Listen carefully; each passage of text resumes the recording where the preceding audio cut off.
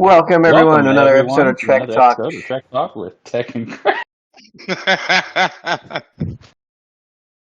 Welcome Okay. to another episode of Trek Talk with Tech and Kirk. I'm TechMan16. My name is Jeff. I'm StrangeKirk. And fuck you all. Alright, well that was fun. Those of you joining us as a recommendation from another podcast, we're not like them. We're not family friendly. Cover your children's ears. Hide your dogs. Anything else? Your mom? Duck and cover. No, I was expecting more of like a montage from Spaceballs. No, we're not going to ludicrous speed or anything like that. Oh, I thought we were at ludicrous speed. We've gone plaid. Oh my gosh, he's gone plaid.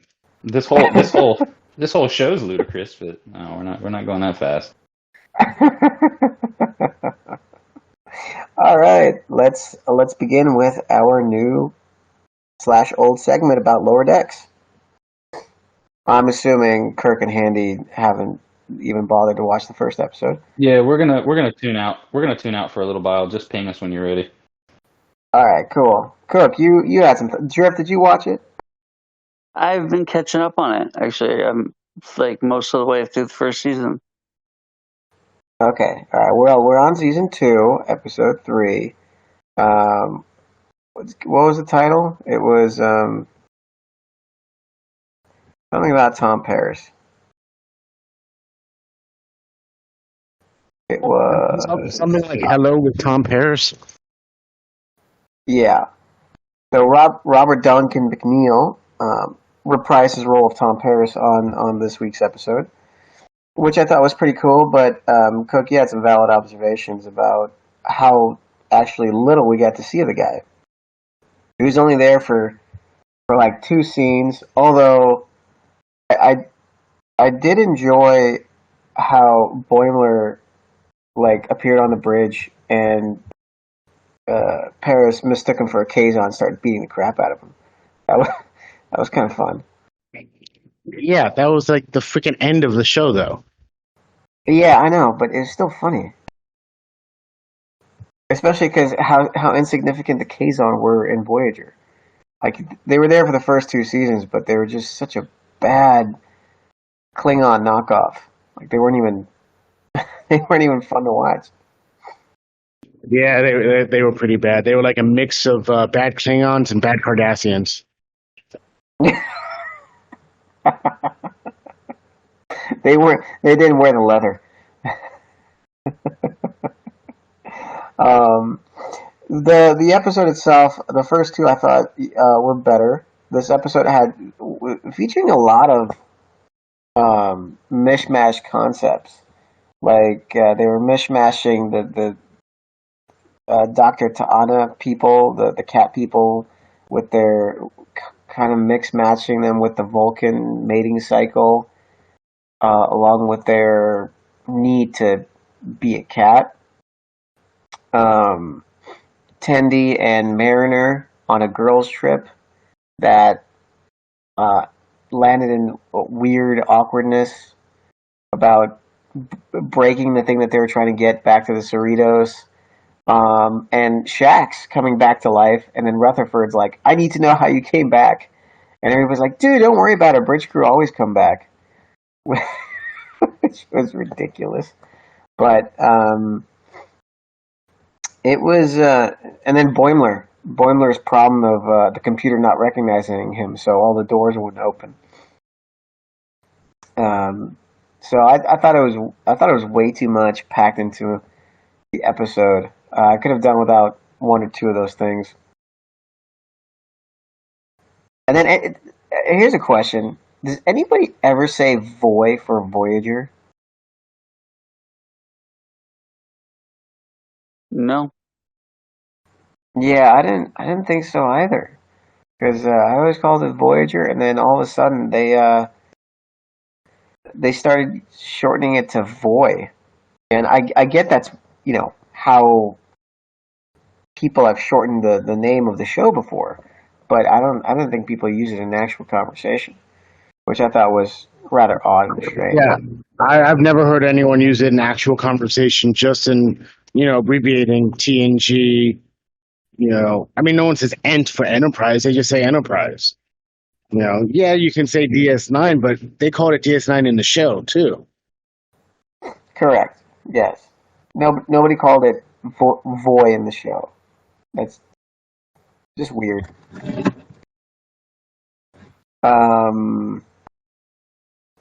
What else? No, that was it. That was not a strong showing, Lord. Tendi and Beckett was kind of cheesy. You knew they were going to freak out and break the damn thing, and then they just kept breaking it more and more. The starbase they went to is the same one that was seen in Picard and Tapestry, and the background was actually used several times in both the original series and in Next Generation. Let's see. The Orion Stronghold was based on the one in Discovery Season 3 where they rescued Booker. And, let's see. They milked the Boilermore parts way too much for my taste, personally. And then apparently Mariner said she was stationed on Deep Space Nine. What? What is up with that? Yeah, she did. But I mean, you gotta think about it. DS9 had over like 10,000 people stationed on there at any given time, so it's easy for her to just be another ensign there. That's true. I guess they cannoned her into Deep Space Nine, gave her a connection there. Well, by doing that, it helps show where she got a lot of her Klingon education from, because it's a very Klingon station. By having the presence of the Klingon High Council in the form of Martok and Worf, is that what you're referring to?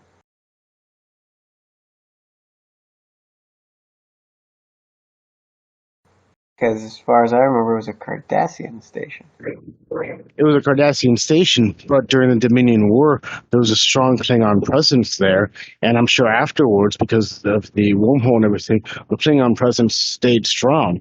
So being around all those Klingons, I'm sure taught Mariner quite a bit. And you had the Klingon restaurant in the Promenade. That's true. That Klingon restaurant that appeared in one episode. No, it was actually in many episodes. It was in several episodes. You had Melora, who was talking to the guy and said, "Give me fresh ga." Then you had the one when he was using the Jake went on a date there. It may not have been in a lot of episodes, but it was also referenced several times. So, Cook, would you say that the Klingon restaurant on that Cardassian station was about as unusual as a southern food restaurant around New York? Not at all. You have to go everywhere to try different things. I just feel like maybe Klingon food might be a little bit better in Klingon space. I'm not drawing any parallels here. I promise. As far as you know. If you go to Peru, the most popular cuisine there is Italian. So many Italian restaurants in Peru. I'm sure if you go to Argentina, you can get a mean-ass bratwurst. Hey, people tell me all the time that I serve better food than they can find in New Orleans. Well, at least you know a lot of nice. At least you know a lot of nice people. Anyway, Tech. Sure. Yeah. In Rome, one of the most popular restaurants is Chinese. So go figure. I was just gonna say the same thing, SK. I'm just roasting you that quick. I was like, they're just being nice.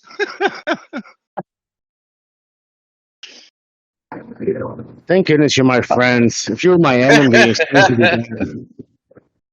we're friends? I consider Cook a friend on Tuesdays. No, I'm kidding. We can consider each other mild acquaintances. How about that? Mild? Mild. Are there spicy acquaintances? There are spicy acquaintances. I guess that would be like. Oh, never mind. I don't want to give anybody any more credit than they need. Well, there isn't a line that says they're bold and spicy. So, just saying. I'm just saying, is that like a frenemy? Is that like one of those things? Like that's my spicy acquaintance? Like it sounds both sexual and angry. And it could be both. Who knows? Jesus Christ. Moving on. Yeah, let's move on to Nash for a little bit. Nash, level 49 player, OG Dark, the fourth Admiral of Dark Alliance, has left the game. He was a level 49. I wonder if he's been fully rated, because he had some stupid amount of resources. He had like 170 billion resources. I believe the reason. He quit? So the prevailing message that he sent is he no longer finds the game fun. So he is, I would assume that he doesn't have as much time to play anymore that he used to. Nope. As of this recording, his wife found the bank statement. Well, he makes enough cash to support his those habits, but no, he's still got 43 billion steel, 31 billion titanium, and 915 million dilithium to go. So they're going to be rating him for a while. I have said this though. I've said this, several times, and we've seen it. And for God, I wish I could give you the name and example, but we've seen it a few times where people quit. A long time ago, they spent their way or worked their way, however you want to describe it, up to the level cap, and then they got bored. And then we've seen people come back, even as recent as a few months ago. After the new content has come out, because there's more stuff to do. So I would say that just because someone says that they leave in the game and everything, I wouldn't count them out completely. Because we have seen people come back after an extended amount of time. Especially people that have invested a lot of money in the game. Right. The only time I don't see somebody come back is if they sell their account. The thing that the way that I'll put it, it's kind of like you get a new job, but you can't really bring all your cars with you, so you leave one of your project cars with your family member. You know what I mean? It's still there. It's still available. You can still go back to it and toy around with it or whatever. So I don't know. I wouldn't count them out just yet. Yeah, this is the first time I've ever seen somebody that is such a high level say that they're done. I've seen people, at other levels, but this is the first time, of this level cap era, I guess, that they've I said, don't think all I've right. seen a 49 or 50 quit. Yeah. They have so much invested. I imagine that's be hard to. But at the same time, this is a game of progression, and if you can't progress anymore, or you're coming to the end of that progression, it's but like, we all know they're going to release more, so. Yeah, like now I it's like, actually joked to Darius the other day that he's going to come back to visit in a month because he's going to get the jitters that he needs to, and they're still going to be rating his base. Well, people may say they're leaving the game, but I can, for the vast majority of those people, I can almost guarantee you they never delete the app. They may turn the notifications off, but the app's still on the phone or the iPad or wherever they play. I'm pretty sure that Uni has deleted the app. Nobody has heard from him since he left. And but he that's wasn't another level 50 or 49. No, he wasn't, but he was a level 35 at the time. And that was about almost 2 years ago now. So it was it's interesting that Nash picked the exact same system to leave as Uni did. And Uni, he rage quit. He rage quit the game. This is before Scopely was accepting responsibility for their shield failures. So I believe Uni got raided by Grand Admiral Q, and then he was just like, screw it, I'm done. And he quit, and then the same system Nash I think it's the same planet too that Uni left in. And level 35 2 years ago was almost up there, man. It was pretty high up there. So, we're gonna miss Nash if he comes back. He's more than welcome to come back on the show. I mean, he's been here a few times. I think he decided to quit right after we were recording our Talking Trucks podcast. That's right. I went back and listened to some of that, and that was one of our most hilarious things we've done. Yeah. Well, we go on a lot of tangents on this show, so I won't be surprised where if and when we go off another tangent, we'll go to another one. Well, I mean, we just need to change it to tangent talk with the crew. With the crew, yeah. The crew. All right, let's bring up some updates on other servers. Donald Trump's favorite server, where is he? Oh, he left the chat. Donald Trump's favorite server, Server 38, is kind of going through a destabilization period. I was talking with Doodles earlier. Doodles used to be, I believe, Admiral of Revo. And I believe universally Revo was considered kind of like the heart and soul of the server, and she decided that keeping it together was too much, and so she quit the game, which means that the Alliance Revo dissolved, and so they're going through what I can only describe as a server meltdown. Apparently, as far as I get the information secondhand, there is a group of alliances that effectively is trying to dictate who and which alliance can get what territory and how long they can hold it for. And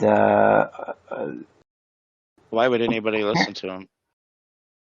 Because they have power. So don't give Handy ideas. Yeah, right. Yeah, Handy's I gonna have no interest. I'll try and help people from time to time, but no interest in controlling the board. That sounds like a shit show. Yeah, I think that's what it's evolving to. I think it stemmed from the fact that people were pissed at Prime Minister from CDN.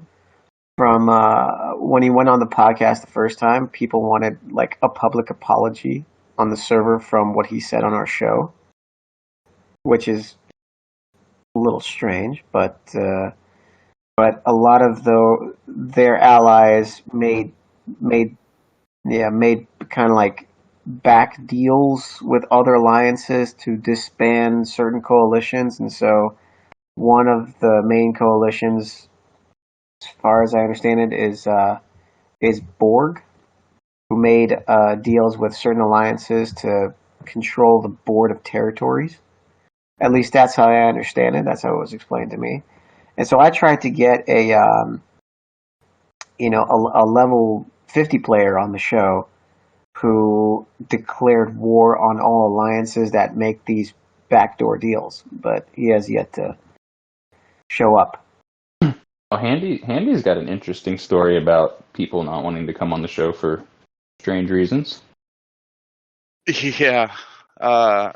So DJz server, DJz was like, yeah, it'd be cool, if some people came on from 15. I was like, all right, I'll reach out to a few people, and I asked him who, and he dropped Fogg's name, and I'm like, all right, I'll message him. And Fogg seemed like he was interested, but he was like, I gotta talk to my admiral. I'm like, okay. Lie. But whatever. And so I guess he asked his admiral, and his admiral said, no, can't go on the show. I'm like, well, okay. I'm like, well, what do you think this is? Like, you're not coming on as an official representative of Server 15 or an official representative of your alliance. It's like, just come on and tell us about your server. Like, you can do it in a general sense and just tell us the history of it without getting into the politics if you want. You know what I mean? It was just super strange. I'm like thinking to myself, I'm like, if I tried to tell my alliance members like who they could and couldn't talk to, and I mean that's just censorship. Like what? Like you can't go on and tell people about your server? Is it a big, deep, dark secret? Now I want to know even more. Well, I just think that DJs, and by the way, credit to UltimatDJz for putting us out there. Our views skyrocketed. People from other servers are listening, so I'm very appreciative of the effort he put out. But I think he also might have misrepresented us just a slight bit, because he kind of presented us as a Jerry Springer type podcast. And while we do have some Jerry Springer moments, and we're very we don't confrontational. We're not that confrontational, but we're not, as you stated, Kirk. We're not necessarily family friendly here. But it the Jerry Springer stuff is not all the stuff that we talk about. I mean, yeah, we love to get into that, but it's not the end all be all of what makes the show the show. So that may be what's hurting us, especially on server 15, since DJz is vocal and he's more he has to be very careful on, especially on his show, because he's an official Scopely content creator as well as kind of the voice of the community. So he's got to make sure he's got to play the middle of the road, and I think people on his server want to follow suit. No. That's my opinion anyway. I think it's just safe to say that 34 is the server with the balls and 15 is the server without them. Correct. That is also the way I feel. That is a very accurate statement. That's like you can't even come on and talk about your server. I mean, look, I can't control what anybody says. I mean, like, what do you think's going to happen? Do you think your whole server's going to explode, or you're going to get kicked from your alliance because you talked about your server as a whole? I mean, it just doesn't make any sense. And if you were to go and listen to pretty much every podcast we've ever put out where people come on from other servers, typically we just let those people talk, and they talk about whatever the F they want to talk about. You know what I mean? Like, we'll kind of... And if they bore us, Kirk just tells them that they're boring us. Yeah, great, basically. Yeah, he has no qualms about that. So anyways, it was super strange. I don't know. It was a very weird reaction, and I was really put off by it. I just thought it was really, really strange. Is that the only name he gave you? He didn't give you anybody else that you could try to talk to? Well, there are a few others, but I have yet to reach out. I was going to let Handy do the reaching out to 15.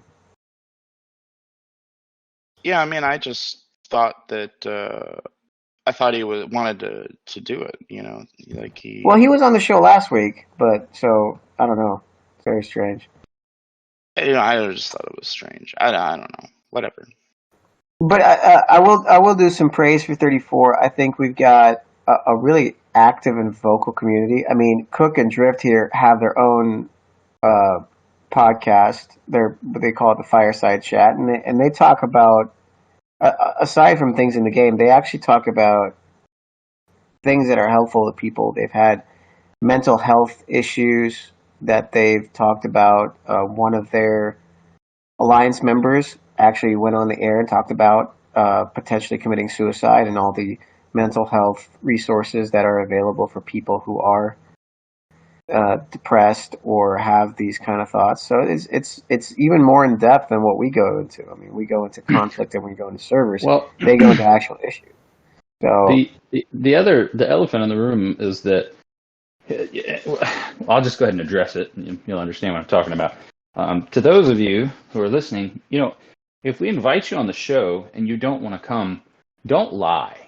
Don't pretend that there's some other reason. That too. I said, hey, if you don't want to come on the show, just let me know. Yeah, that's the point. Like, if you're just not comfortable with it because you don't, for whatever reason, and it's out of your comfort zone or whatever, just admit it, but don't lie, because we kind of get if you're lying, and obviously it's going to come back, right? Because, like, for example, this person that's saying, oh, my admiral says no, if your admiral hears that, we're going to find out that you were lying, and then we're going to roast the shit out of you for lying to us.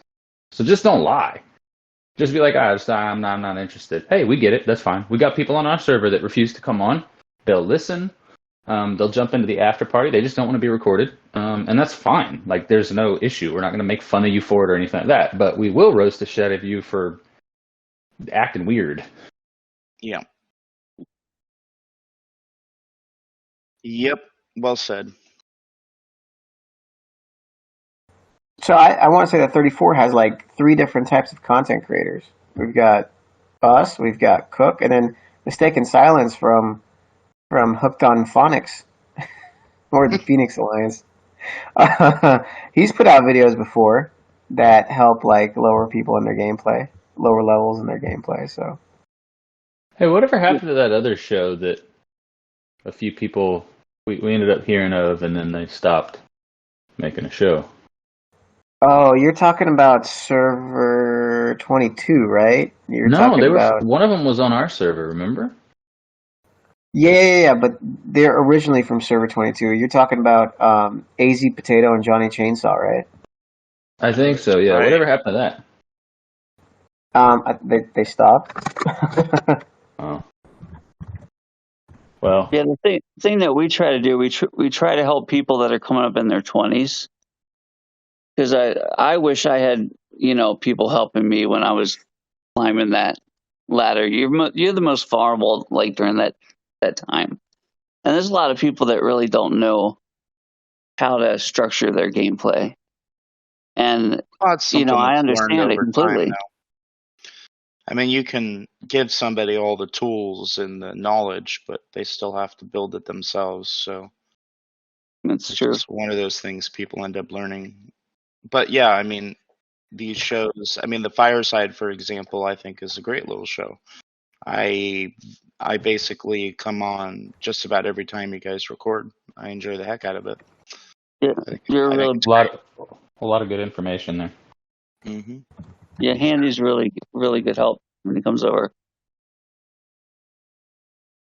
So yeah, I mean, there's definitely a place for it, and I And you think got it helps Lord Pete to a lot of speak. So good job on that. people. He's like a huge time lurker and like never a talker.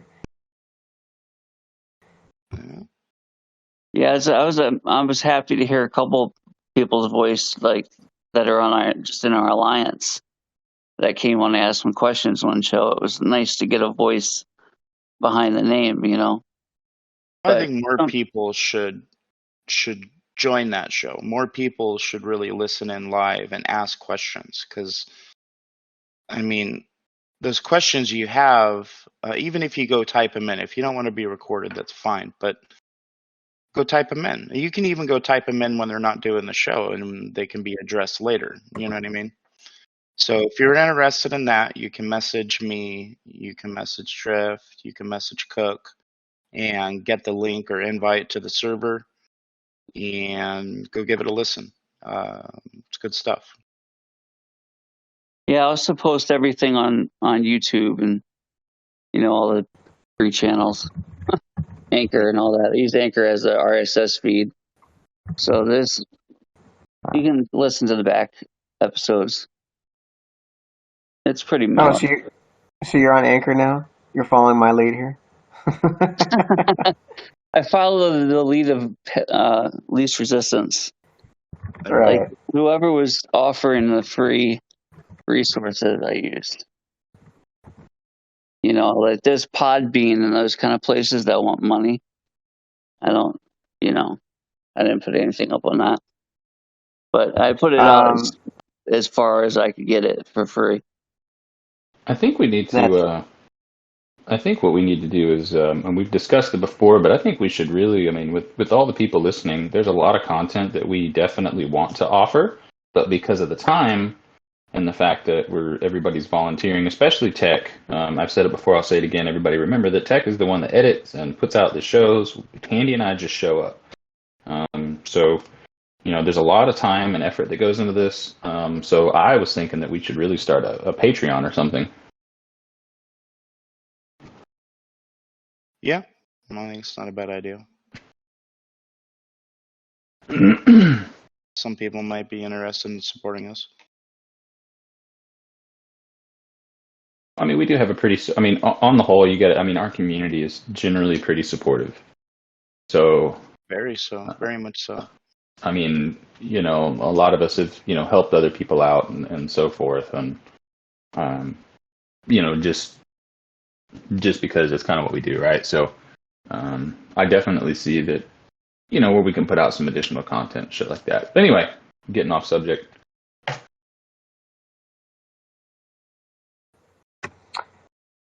Next server update I have is 146. I spoke to somebody. My thing is I'm not going to name anybody's name unless they've been on the show before, unless they want to come on the show. So I spoke to somebody else on 146, that was original 146. They wanted to come on the show. However, Lord Farquaad updated me that apparently the two biggest alliances are about to go to war with their allies following suit, so it could end up in a huge server war. And that individual that wanted to... What's up? Why not try and head it off before it happens? Well, I don't know. That's partly what we're here for. So that person that wanted to come on before is now having second thoughts and can't come on today anyway. But apparently, they just don't want to stir the pot even more for whatever reason. That's our motto. Look, everybody. Business cards. Look, everybody. Stirring the pot is a good thing. It gets people talking, and talking is what leads to resolution. If you guys all just, creep around in your dark corners and don't talk about it, don't talk about Fight Club, I mean, nothing's ever going to get resolved. You got to figure out where the other team's coming from, what their problems are, what their beef is, before you can work on how to resolve it. Yeah. Lest Fight Club evolve into Project Mayhem. I mean, I don't really care about any of that. I just want to hear your bullshit. I think we all do. That's why we're here. I'm just being honest. I'm being honest and saying that I would like to help you with your bullshit. But also, that's a small percentage of it. Don't let them lie to you. I'm not lying. I like helping people, but I like hearing about the bullshit too, because it's there it is. Fuck. I'm not saying it's not part of my motivation, but I still ultimately like to help if I can.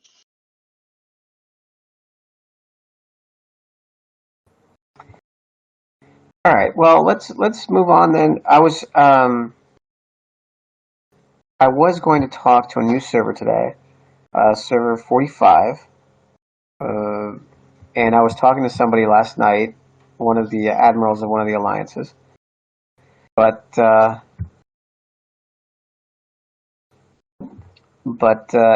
apparently he probably is still asleep based on his sleep/work schedule. And then the level 50 guy from for server 38 just PM me saying he does not want to come on the show. Well, that's good. That's at least a straight answer. Pussy. Jesus. I'm kidding. Thank you for being honest. He's not kidding. He's probably not kidding. But let's move on to server 34 business. I know, Cook, you guys have had issues with one of your former members recently. You guys want to talk about it? Or Driift? There's a lot of noise at the moment on my end in the kitchen. Bring Vidar up and he can talk about it. Okay. Here we go. Fuck you, Driift. No one wants to hear you, apparently. Cook's saying you're not allowed to talk. Can you believe that? Can you believe he's censoring you like that? You should be outraged. Come up and talk about it. Oh, we'll let VR do it. I approve of this message. Hey, Vidar, what's going on, buddy?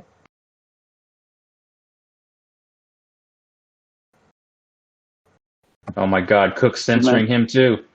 Yeah. You might have to exit the app and redo it. Or just Damn it, leave the room. Vidar, you're fucking up the rotation, bro. The flow. Fucking up the flow, man.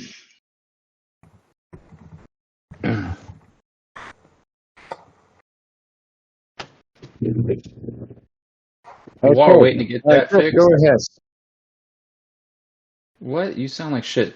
Did anybody want to take any guesses as to what the events are going to be today, or are they going to wait till tomorrow to release the I have bullshit a event? prediction. I have a prediction that the events today are going to suck. We are all going to be horribly disappointed at the rewards. And yeah, that's my prediction. I think we're always horribly disappointed with the rewards. That's pretty safe. I think the only time that I'm not disappointed of the rewards is the Franklin A rewards that you get from turning in the newer biominerals. Yeah, those are good.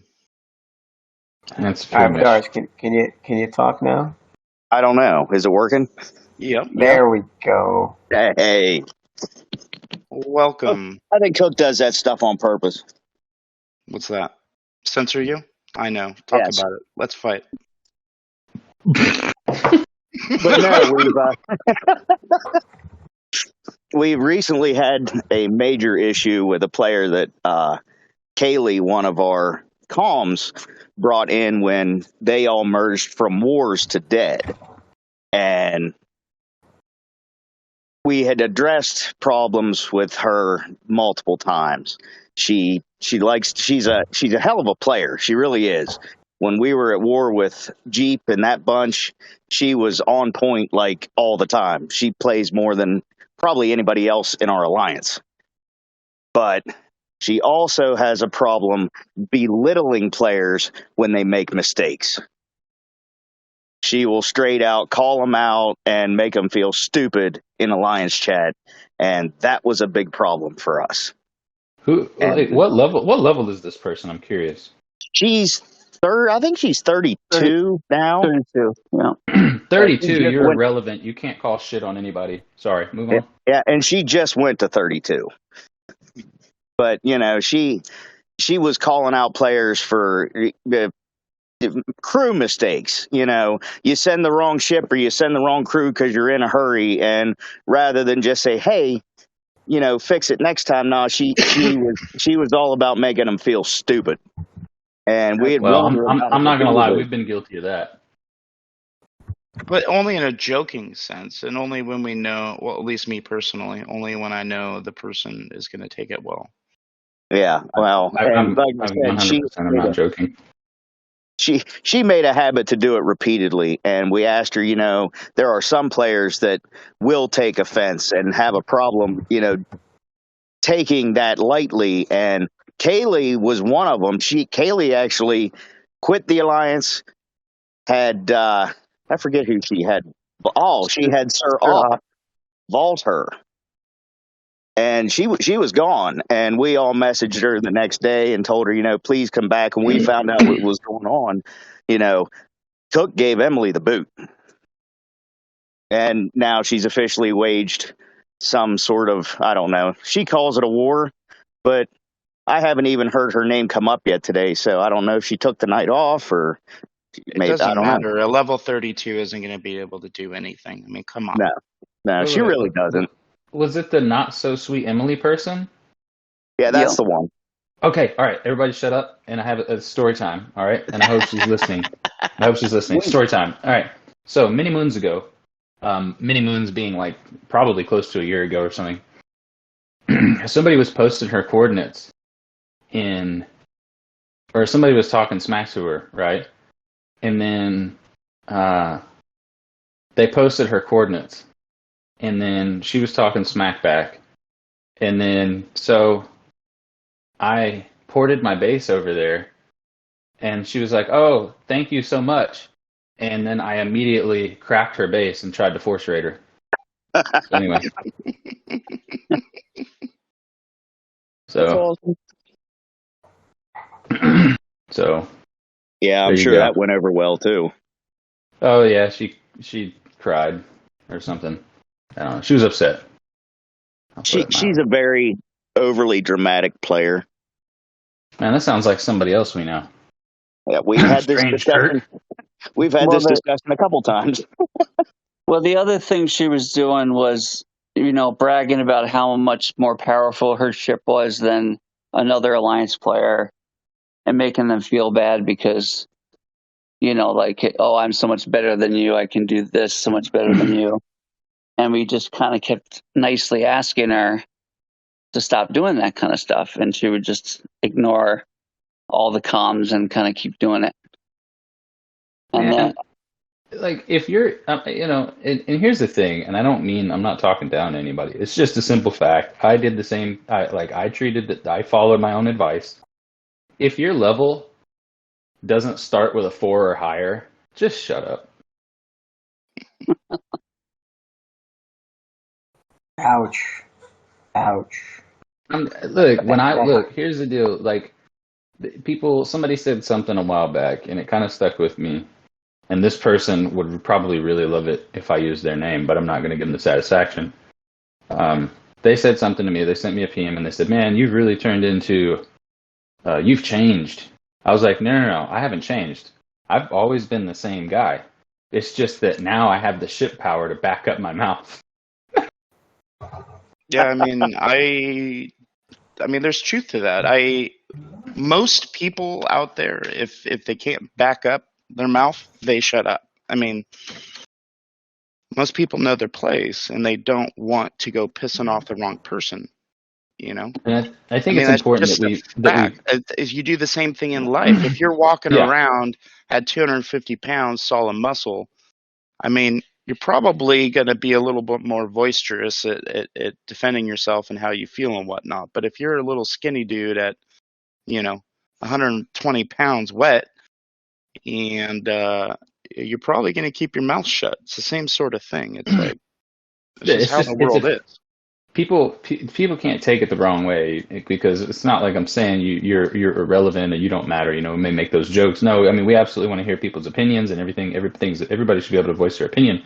But what I'm saying is that at the end of the day, like Handy is saying, if you're 140 pounds and you run up on me at almost 200 pounds, it's not really. Let's be logical. That's not really.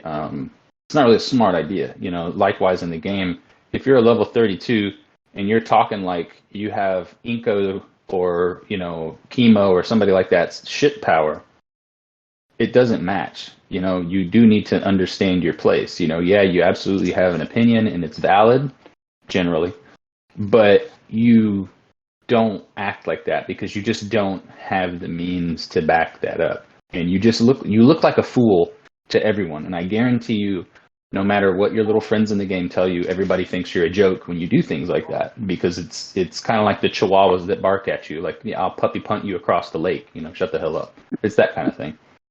Yeah.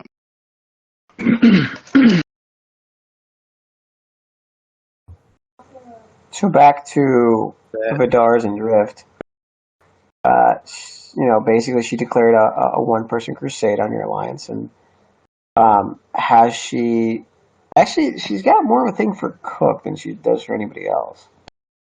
So maybe she blames him for all of it, because when he found out what happened, he kicked her immediately. The problem is he was busy, so he didn't have time to message her or anything. So we actually had Pirate Yar, one of the other comms, send her a message, and he was, very well spoken in the message, told her why she was being kicked and what happened. And now all of a sudden Cook's a coward because Cook didn't come to her first. And it's like, we all did. I know I personally sent her warnings, and so did Tiger and a bunch of other ones, and she just blatantly ignored us. The bottom line was she had a hard on for the other two female comms in our alliance, Black Widow and Kaylee. She was so overjealous of those two because they had power and she didn't, that she tried to outdo them at every turn. She talked down to them whenever she could, and it snowballed out of control, and finally Cook had enough and kicked her out. Kaylee, I've got some advice for you.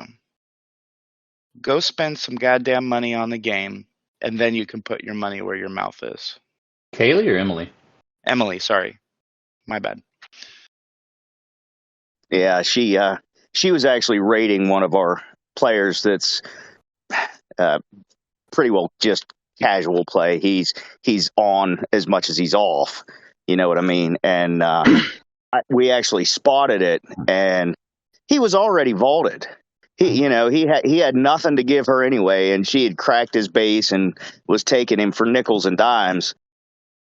And she was all or low and mid 20s that they just don't stand a chance. And she's actually sent them messages, if you don't like getting hit, well, thank Cook, he did this, or leave dead because this is going to continue. How about take some personal responsibility, and you're the one doing the raiding and being butthurt and causing a bunch of little players strife. Maybe you're the problem. Yeah, I don't think anybody will ever convince her of that. It's everyone else that's crazy. Yeah. On a side note, it's Faction Hunt, so you guys should probably go ahead and get started while we're sitting here yakking away. It was Faction Hunt. You're right, Cook. All of a sudden, I'm Cook. No, I'm just saying if he's listening, he's muted, but he was trying to make a prediction earlier. Was it Faction Hunt or Apex? And I think he said Faction Hunt first. I was hoping Apex. Yeah, I do like the Faction Hunt rewards. It's just the work part of it I don't like. Lazy. Yeah. The grind is tough, that's for sure, for Faction Hunt. It's only gotten tougher. Yeah, and especially every time you level up, they want a little more from you. I don't know what it is for you guys. I mean, I'm almost at 1,000 points now for Faction Hunt. I'm sure it's way higher for you guys. It's like 1,300 or something. Yeah. So Scopely just released a hurricane relief pack that has a 7-day shield. Whatever happened to 30-day shields? Remember those? Do you know how weird it is for me to be living in Tampa, Florida, and hear about a hurricane and look outside and it's sunny? Do you know how strange this is for me to not be involved in hurricanes? Yeah. Yeah, that probably is weird for you. They almost always at least skirt. They at least brush Florida typically. That's right. We generally get something. I want to bring up a subject. I want to talk about what the hell is Tech up to in the game these days. Because he's kind of doing his own thing, and, we don't really hear from him. We don't really see much of him. I'm hiding in my own corner. My own deep, dark corner. Are you recruiting, or is it just that you don't want to not be in an alliance and not be contributing like you used to? I have one other person in the alliance, but mainly, I've messaged some people that are in solo alliances, see if they just want to stop on by for a bit. But, the past, 6 or 7 days, maybe, I've been just running armadas nonstop, since I have, thousands upon thousands of directives. So, I don't know. It's just what I've been doing.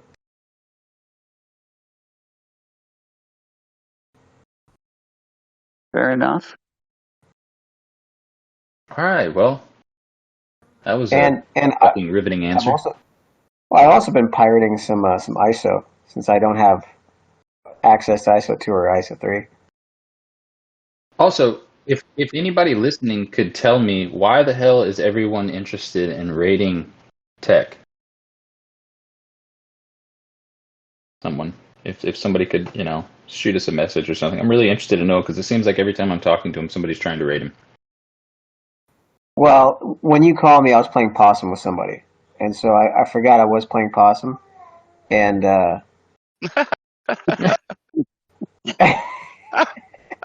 so, but it was interesting because the person that was trying to hit me, he was like the same level I'm at. So I'm like, okay, I'll talk to Kirk, and he's got like 12 hits before he can get to my base, right? And then I log back on, and all of a sudden he's got like 6 or 7 loads off me, and I'm like, how is that possible? And I realized, a level 41 came and helped crack like twice. I'm like, that would explain. Okay, mission. Well, tech. That was mission accomplished unsuccessfully. Yeah, it was. Maybe next time you won't play Possum. No, I love playing Possum. That's the fun part of the game. I know. I used to the do worst it every is time. the worst is Now, when you get now up. nobody attacks my base.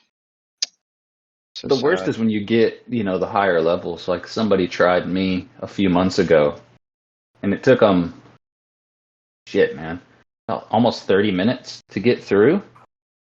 And then as soon as they got the first load, I hit an instant repair on my D4, blew up their miner, ran back home and started repairing. And then they were so mad they just kept throwing ships against my base and blowing up. Like, no, Trojan. If it's against you, then it's going to be a bubble. It's not going to be a fun fight. Anyway. But yeah, other than that, yeah, it's just I've ran so many armadas just to do the Stella thing that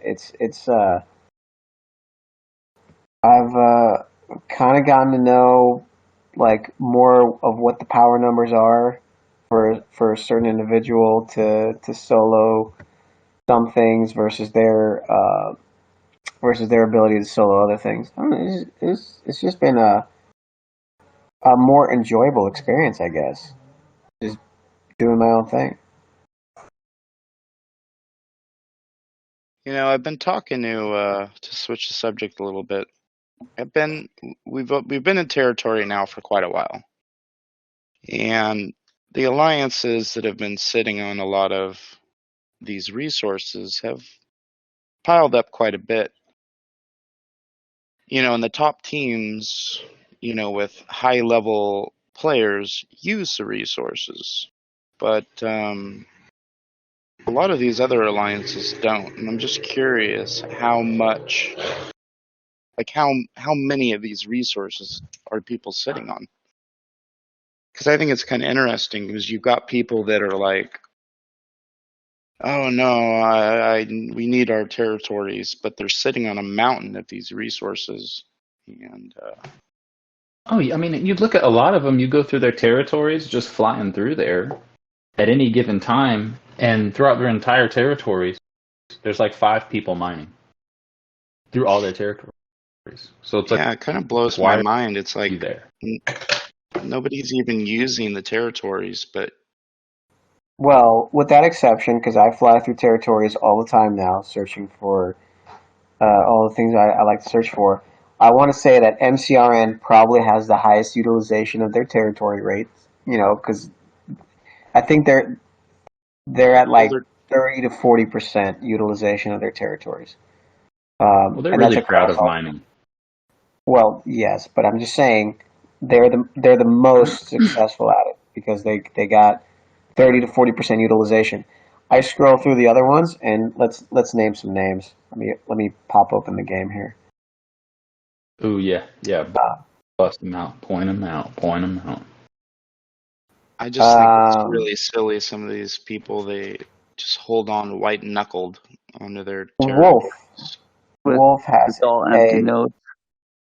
Wolf has a 3-star ISO system and a 3-star ore system. There was nobody mining in that system. MPD, Die, Exceed had 1 person mining in their system last night. Little Dark had one person in their system mining that I blew up for OPL for like 10,000. MCRN through their territories, about 15 to 16 nodes that I found that were taken up. I didn't go through VHC yesterday. I didn't go through Salt. Rogue is actually good at utilizing their territories. Looks like they just got a 3-star or a 4-star system rather. But they're always good at helping me get my my daily dose of OPL 3-star gas. Phoenix, there was nobody mining in those territories. Looks like Most and Bold are moving around. I was in Bold territory 2 days ago. There was almost nobody mining in Bold territory. Dead's doing pretty good. Dead does a lot of 3-star gas mining, not so much on the ISO mining. You got DJ with his hand up, by the way. All right, DJz is here. All right, let me finish my spiel. GTS, there was nobody mining in GTS, and I didn't visit RMU, Nona, or Cube, or MBD. So, does that mean then, Handy, maybe we should start talking to people about kind of maybe a mass exodus and give some of these other teams an opportunity for a little while? Well, I think so. Not a complete exodus, but I do believe a lot of the top teams could give up a little territory and get some more people on the board. I just don't think it's a big deal. And at the end of the day, it's because we're just not using them. They're just not being utilized. And there's some other teams that would use the hell out of them. So it's at least worth a conversation to see where everybody's heads are at. So I know when I was at Dark, I stockpiled on particles. Like I have, let me double check. Because I haven't been in Dark for actually quite a bit of time now, almost a month now. And and Dark had all 3 particles. And so I have about 13,000 of each particle so far. Yeah, I mean, that's a crap ton. And how much Metreon do you have? Let me check the Metreon. I mean, you've got more Metreon. I already know you have more Metreon than you'll ever be able to use. Yeah, what is it used for? Is it a high level thing? It's the only high level stuff uses it, for the most part. What does? Only high level research. Right. Okay. Let me take a look at the Metreon. A lot of people just don't realize what they actually need to. Like, they'll see one research and they, want to do that and they need the Metreon, right? But if they have a little bit and use it, they'll realize that now it's going to say, progress to level 42, and then you can use it more, or whatever. So most of the research is level. I can't find it, but I'm sure it's at least 10,000. I have 115,000 duranium, which I don't even know what that's for. Well, That's for the it's for the best ship in the fleet. Duranium is for the best ship in the game. I mean, Jesus, heck, man. Oh, you're talking about the sloth. The sarcophagus. The best ship. You're right. Why it's a sarcophagus? It's because it's crewed by dead people. If you don't have a million duranium, you're a failure. I mean, plain and simple. Then I have failed so miserably. I am so sorry, DJz. I will try better next time. DJz, I got a question for you. Why is everybody on your server so afraid to come on and talk to us? That's not it at all. As a matter of fact, a couple of people had messaged me last night. I think we just need to work on organizing this like before 12 hours before airtime, because I got Handy's message last night, but I was in bed and I didn't have a chance to respond or talk to people. And I know that 2 or 3 people had messaged me about whether or not they were going to go on or whatnot. And of course, I again was in bed, so I think it's just a coordination. We just got to get it together. We got to do it before, like the day before the show. Apparently, there's an admiral. Would it be better to have a not a set time? Like, in other words, we No, I do think it it's that on different time. day or different time or something like that. Well, I mean, I don't know about Sunday morning to be. I mean, I don't know, but if you just reach out to these handful of players and be like, hey, we'd like to do it, this day and this time. I think it's just been kind of a coordination thing is all. Well, I really don't know who's who on your server, so I guess I would just need a little direction on who I should reach out to. I'll shoot. I sent TechMan some names last week, but I'll shoot them to you later this afternoon, Handy, because I mean, there's some key players, and TechMan had told me that he's not only interested in what's happening now, but a little bit of history, and so there's some other names that are more involved with history that may not be currently involved right now, with a skirmish. So I mean, there's definitely some names that would be really, really good to speak to as far as server 15. So yeah, we'll get it worked out. It's just been, I mean, it's been coordination, and I know I haven't helped you guys a ton with that. So I'll try to. I know you totally suck, dude. You totally suck. Well, I was so busy this week, going hoarse and not having a voice after screaming about all things Borg. So it just kind of tied me up the last 3 days. For sure. Yes, I can imagine you screaming at all things Borg. What a sucky event. I tell you what, crazy enough, and I am hoping. I'm going to tease right now. Tech, sometimes you come on and you promote a little bit. I'm going to do a little bit of a teaser. I am hoping, my fingers are crossed, to be able to get 5 minutes with the developer who wrote this event. And I'm trying to get it today because, on the surf, and listen, I can agree with what seems to be probably 100% of the community when I say that Borg is now 0 for 3. But I tell you, there was a hidden mechanic here. There was a hidden mechanic that was oblivious to even me. And so I sent this message to a developer yesterday, and I said, you know what? I may owe you an apology because I think I have found your hidden math. I think I have found the intended mechanic of this event. And I would just kind of like to confirm with you, like, was this your plan or was this a happy accident? Because there is a silver lining here.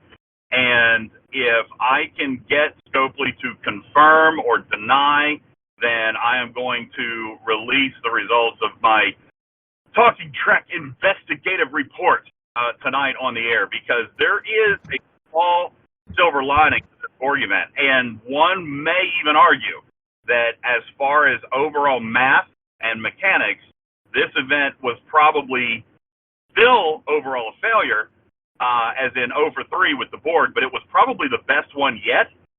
And I'll tell you why I believe that and what Scopely can do to actually take this event right here, this 3 days, and actually make it into something that's really good. I may even argue, Tech, that the event itself, with a few modifications, may not have been actually as bad as just the communication and the clarity and the intent of this event.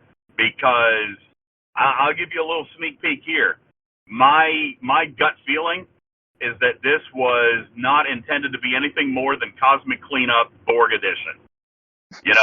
A little nickel and dime. One of the things that we've been screaming about, Tech, is using Cosmic Cleanup to source something like ship skins or source other things that have sourcing problems in this game. We've talked about Cosmic Cleanup. We've talked about the Alliance store. This was a mini event store with a mini amount of loot. But when you really break it down, what could they have given you? I mean, what was on the table for a complete free-to-play? No directive spent, not a penny spent on the game. What was available was 3 epic officer shards, maybe a 4th, depending. 4 Vidar skin shards, maybe a 5th or a 6th, even depending on your choices in the store. And when we break it down and really simplify it, Tech, 3 epic shards for an event that was very boring, but required very little engagement. May not have been wildly out of whack. But the clarity was lost on everybody, even me. On day one, I was screaming my head off. On day three, I'm like, I kind of see it. You know, Well, Well, I did you notice certainly they don't changed? see it. It looked Well, did all you change? garbage to me. Wait, But I'm wait. interested to hear your side. Did you notice that the rewards for the Armadas are now charged nanoprobes and not? they're active. They're active Yeah, nanoprobes. right, They're active. right, And that's active the key, nanoprobes. and that is the key thing. I mean, that changes the whole perspective of the Borg event 1,000%, Tech Man. You've hit it on the head. For example, Handy, I know you're But the level 50. rewards You weren't probably, very good, though.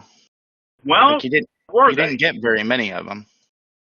Well, think about this. They Well, were using it as a way to flip the Borg cubes over because they weren't active. You had to run them to flip them to active. Well, you know what? So that is true. However, That's a good point. about an hour, maybe 30 minutes in on day three, I observed this. I haven't gotten Scopely to confirm, but I'm pretty sure there was a system reset because all of a sudden, all of our systems had actives. Like, and it was in the blink of an eye. You know what I'm saying? So I think that may have actually ended up happening, which is probably a good thing. And I'm going to try to get Scopely to confirm that. Because if they did, then that was a solid thing. Now you're right. Handy, the rewards definitely didn't feel good, right? They didn't feel good. It was a 3-day event. And really, for all intents and purposes, and I am approaching this from a free-to-play perspective, the total loot you could have gotten was 18,000. A day, right? Yeah. So that's 3 epic shards. It's 9 rare shards. It's 4 skin BPs. But 3 epic shards of a directly sourceable. I mean, you didn't have to use ultras. You could choose 5 of 10. 3 shards. Now, 3 shards doesn't sound like a lot, but you know what? We've had SMSs before that give 1. Fair enough. So 3 shards look at- of an officer you choose. Let's look at the rare. Okay? 9 rare shards of an officer you can choose. Did anybody see what was in that event store for the first time ever? 2 of 10.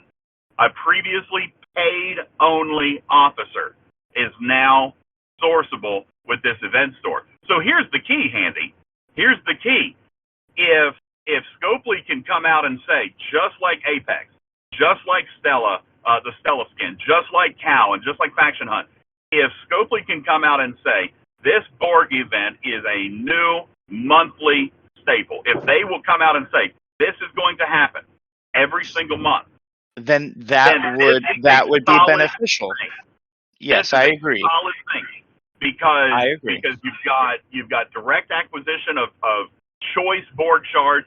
You've got direct acquisition of the Vidar skin, if that's what you're chasing. You've got direct acquisition of active nanoprobes, and let's not pretend that active nanoprobes aren't a huge pain point for any high level officer. You know what? Yeah, but I need like millions of them. Oh, sure. Everybody does. But get this. Now, one thing that I agree this is going to be in my suggested tweet is that the way the event ran this time, okay, and I broke all this down. I'm going to give all the math tonight. It's going to be super nerdy. But uncommons and rares were essentially able to be done for free and still complete the solo milestone depending on your capability as a player. You know, if you're a 39 level player that has a 6-man ACC, you could have done it with rares. If you're only running 5-man teams, you had to do it with uncommon. The epics and the mega cube, for sure, definitely and only. But here's the next piece, Handy. What were you spending on? What was in, let's say, for example, what was in the $100 mega cube pack? What did you get? It's not much, it felt like. Well, probably not in the pack. The pack itself was mediocre. But you got 4 runs at the mega cube, right? 4 runs. Right. Then they had that bonus event that basically gave you a 5th run. So for $100, you got 5 runs at the mega cube. All right. Now, the mega cube itself has 7,000 active nanoprobes. Let's assume you kill it. Let's assume that you pick up 1,500 active nanoprobes. All right. Well, so I can tell you right now what I got. Hang on. Don't count your starter chest, because that's the gold mine. That's the Well, goal line. If you kill I it only get about 5K myself, 4 to 5K. in a starter chest, No, not in the starter chest. In the okay, in the rewards. If I just join somebody else's. that's actually pretty stout because I was only predicting like 2,000 because there's only 7. So if you're using 5 of 10, then you're going to get some loot bonus there. But nonetheless, you know, you're still splitting that up 6 ways. So I would have kind of figured even less than that, maybe 2,000 per run. So let's say it's maybe roughly 10,000 total. All right, between your 5 runs. But here's the money shot right here. Okay, the money shot is your starter chest. If you kill it, your starter chest had 33,000. All right, 33,000 actives. So that $100 bought you, assuming you're successful, bought you 5 runs. All right, massing it all out, assuming averages, blah blah blah. $100 bought you 175,000 active nanoprobes, roughly on average. You know, all things considered, 175,000. Now let's go back a year and a half. The very first time an active nanoprobe pack was launched. Anybody remember what was in it? I do not. It was a $100 pack, and it offered 12,000. 12,000 players. Garbage. Players. It was garbage. It was trash. Players were screaming $100 for a day's refund. It was terrible. It was atrocious. Then this past June, they decided, well, we'll give it another shot. They launched an active nanoprobe pack with 60,000 active nanoprobes in June. All right, which was better, but still garbage. It's only 6 days refund if you've got the Prime. Now, Andy, we're seeing a $100 pack for the appropriate player, mind you. Not everybody can take out the Mega Cube, and that's one thing that I'm going to talk about today. To me, and looking at some of the testing, there was clear, defined goals and targets specifically based on alliances and their teammates. For example, if you are an alliance, if you're a player that has a 6-man ACC, you've got 6 people on your team that have maxed Vidars, you've got 5 and 6 for pretty much everybody, you've got somebody with a 9 of 10 with full synergy, you got somebody maybe with a Lorca or a GG. If you can take out the Mega Cube in one run, all right, if your alliance is capable of doing that, then the Mega Cube pack was specifically directed at you. And yes, it was pay only. There's no doubt about it. But the mechanic is $99 for 175,000 active, which is almost triple of anything they've ever offered. Not only that, but everybody as a result in your alliance who's participating with you is getting handfuls of active. Now, maybe you're a 5-man ACC. Maybe you're a level 35 player. All right? Do not try to take the Mega Cube. You can't do it. A 5-man team would need a level 35 with 3 level 48 anchoring them down to kill the Mega Cube. If you're a 5-man team, your chances are vastly diminished. Vastly diminished. So for you, there's another choice at Active Nanoprobes, the regular Borg Monopack, which was limit 2. That's why there was limits on these guys, because they were flushing the economy with active probes. If you were a level 35 player and you wanted to spend $100 on this event, you wanted to get active nanoprobes, then the Borg directives pack was for you, and run the epics. It gave 50 directives, which is enough for 5 epics. Again, breaking out all the averages, breaking out the loot and distribution and the starter chest and all this. That $100 pack was good for approximately 112,000 actives. Double what has ever been released before. Now, I keep saying I'm going to do this from a free-to-play perspective. 1,000%. This event was nothing more than an event hidden in obscurity to generate revenue. It was specifically for spenders. There's no doubt. No doubt. But for the free-to-play, the mechanic might have been a little lean, Andy. I agree. The reward's a little bit light. But it was still directly sourceable Borg shards. It was still 2 of 10. It was still independent credits, maybe. It was still a handful of active nanoprobes. It was still the Vidar skin, directly acquirable by choice instead of RNG. And to me, that is a win, even if it's meager. Now, I do agree, meager. And my suggestion in the back for this is going to be a couple of things. I think maybe 1 or 2 extra directives. I know everybody was really underwhelmed by the number of directives that came out. Well, you can't do many now because of the active nanoprobe. So it's going to have to be, a light event. You just can't put 20 directives out there. That being said, because it's a light event, it is like a cosmic cleanup. You get it done in 10 minutes. So should it be a standalone event? Absolutely not. Run it alongside Cal. It's a great sidebar event. It's not a headliner event. So run it alongside. So based on your reading between the lines, do you know what that means to me, DJz? What it should mean to you, Tech, is that hopefully, potentially, there is now a long-term, projectable path, a fixed path towards grinding content that has not yet been available in the game. That's what it should mean. Actually, yes, I mean, on the surface, yes. To me, it means that every time Scopely releases something, it's to get you to progress further, faster, to get up to that 50 bracket, so that they can release the newer content that everybody's been planning for. I would argue that this one was even a little bit lesser than that, Tech Man. I believe that this event, this one right here, was actually designed to get players to push to 39, because that's the final breakdown. If you were going to spend,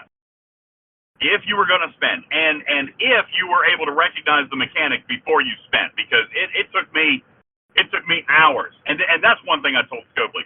If even like your content creators and your analysts, if we miss the mechanic, then it's too complex. It's too obscure. If even we missed it, it's too obscure. It took me hours yesterday, hours and hours of research and math to actually stumble upon. And the only thing that clued me in is one other player who saw it before me and said, dude, I've racked up over 400,000 active nanoprobes today. What in the hell, man? How did you do that? He said, I bought all 3 packs. I spent $300, and 100%, the end game was active nanoprobes. He said, I've never been able to buy them at a good value. And I need, right now, just for the office, I need over 1 million. He said, today I was able to buy almost 400,000 active nanoprobes for about $300, and he said that's double anything that I've ever been able to buy in the past. Now, obviously, he spent $300 to do it, but that clued me in. The active nanoprobes were always the intent. They were always the end game here. And the starter chest is what did it. All the weight is on the start, which means they're trying to sell the direct. Now, the progression point is super excellent, but I think the point is 39, because at 39, you have a 6-man ACC, and hopefully by 39, your Vidar is max. If you've got 6 men or women with max Vidars, you can kill a Mega Cube as long as you crew it properly, no questions asked. 6 max Vidars with proper crew, guaranteed 100%, can kill a Mega Cube. Now, why only Vidar? Why not use a regular ship? Well, that's just a mechanic. I saw players doing it, but you know what? I got to be honest with you. I know that players have done that in the past. I know that they have, but man, that is just so much more expensive. I mean, you've got 6 Vidars. If you've got 6 Vidars and one of them is running 9, 5, 7, and I know people say 9, 7, 8, but might as well get some loot now that the loot actually matters. We never used 5 before because it was inert probes. Who cares? But now that it's active, 5 has a role. 9, 5, 7. That ship will die. That is the sacrificial lamb. That player is going to have to do a full repair. 2.5 hours, speed ups, and what? A couple 100,000 tritanium. That guy has the most expense. The guy who's running 9. He's the sacrificial player. But yesterday, I ran 7 mega cubes before I had to repair. All right, that's a heck of a lot cheaper than using tribunes, man. It's a heck of a lot cheaper than using pilots. Yeah, but when we took out a bunch all day, or throughout the 3-day event, and I mean, I could let a ship sit up there, like if I was using my Newton, like I was typically. I mean, it could sit there all day blowing up mega cubes and not have to repair. Well, that's true. And the only other thing that I may argue there is that definitely puts more loot in your pocket, right? But that's going to make it real tough for your teammates because the loot is spread out over power disparity. So, yeah. I think from a team perspective, again, I mean, max Vidars are a must. If your team doesn't have it, then it's not going to work. But, even from a level 39 perspective, if you got your ACC to 39, you got 6 men, and you've got max Vidars, you can run these all day long. And that is one thing that we complained about with Borg Run 2 was that the game has changed. Power has changed. Research has changed. The Vidars are max. The Borg were no longer a formidable enemy. You remember Borg Run 1, people struggled. People had to use Tribune. People had to use Pylum to take out the Mega Cube. That's not the case anymore. So now, of course, you can use bigger ships, but it's better for the team to run it with Vidars, and it's cheaper for you to run it with Vidars, and Vidars are perfectly capable of doing it. And even if you're running Tribunes, man, you still want that 9 of 10 in there. You know what I'm saying? You still want absolutely. that 9 of 10 in there. So if you're going to run that player is going to die. You might as well throw it on a Vidar. It's cheap, So the game has changed in Borg Run 1. You don't need that. And Vidars is here on the stage, and DJ is just singing all these praises about Vidars, man. It's incredible. He's saying you're cheap, Vidar.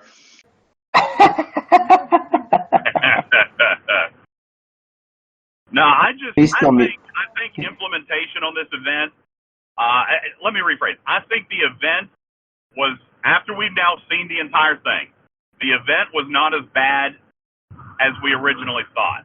It was implemented poorly. It was communicated terribly. The transparency and the clarity were god-awful.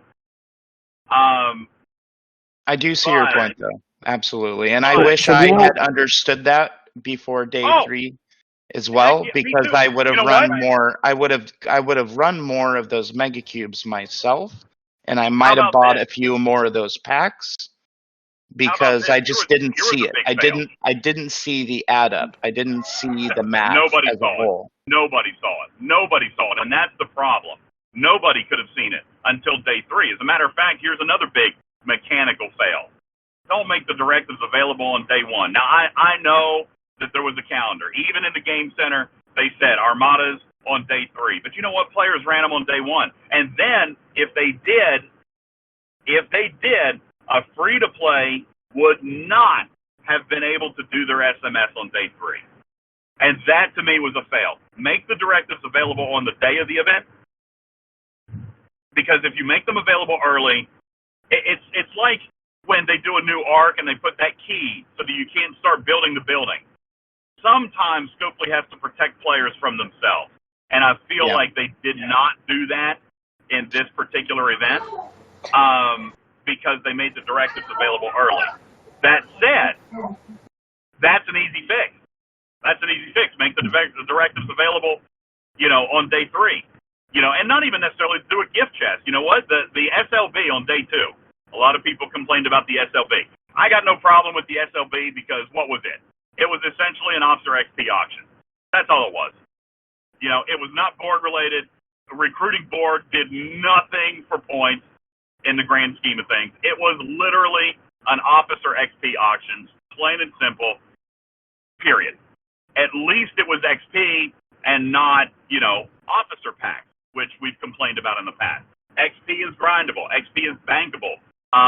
Faction Hunt right here today is going to give you, 3-4 million XP. So XP is something that players can accumulate relatively easily. Go grind in Tygo Core for a few hours, pick up another million there. XP is okay. Day 2 had absolutely nothing to do with the Borg. It was an officer XP auction, plain and simple. But it also was a gimme. The leaderboard went 500 players deep in all brackets. So you were guaranteed those 2 directives. Guaranteed. If you take all the directives, even the 2 that came in the gift chest, if you put those in the SLB, you can't claim the rewards from the SLB until day 2 is over, which means event reset on day 3, which means now you have the directives when the Armada event begins and players can't spend them early. That's a minor mechanical thing, but it would have made it better because players then could not have blown them early and then been stuck on day 3. They need a way to source these Megacube directives for free. I don't disagree with that as far as a statement goes, but I do agree or do maybe see why they're tight with them. Because, again, the active nanoprobes was the key change here. So if you give out too many of them, then you totally destroy.